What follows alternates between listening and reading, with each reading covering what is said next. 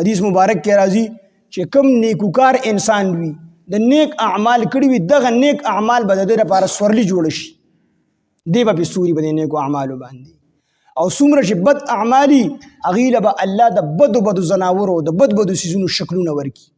بد اعمال او دغه بد اعمال به د دې انسان د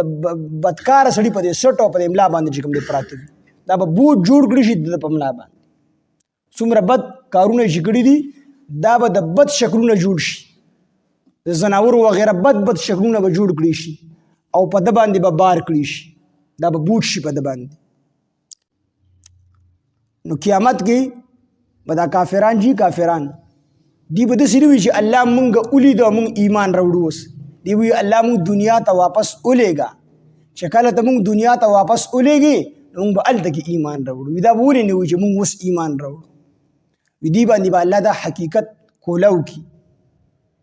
چې اوس ایمان په دې ټایم کې معتبر نه دی ځکه ایمان بالغیب معتبر دی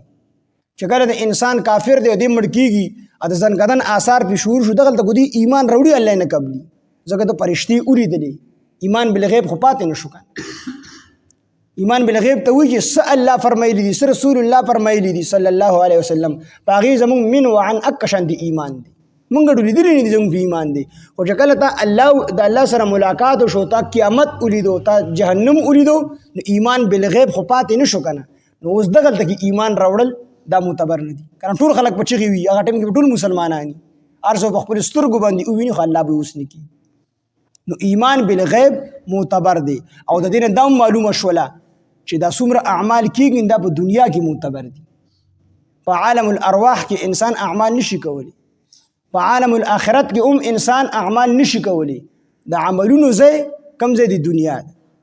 دنیا کې انسان د الله پاک مکور کړی دا یو لوی نعمت دی د دنیا دا ژوند چې د دې ژوند نه انسان پیدا وکړي دې کې الله راضي کړي خو د آخرت څومره نعمتونه انسان حاصلول غواړي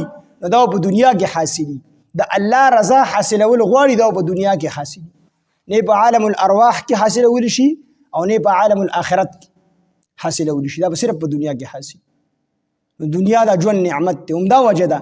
چې خودکشي آرامه ده دغه رنګې ځان ته خیرې کول چې الله ما مړ کې دا حرام دي دا منع دي دا ولې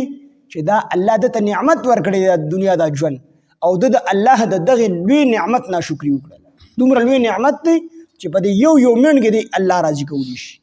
په دې یو منټ کې دی ځان له جنت کټلی شي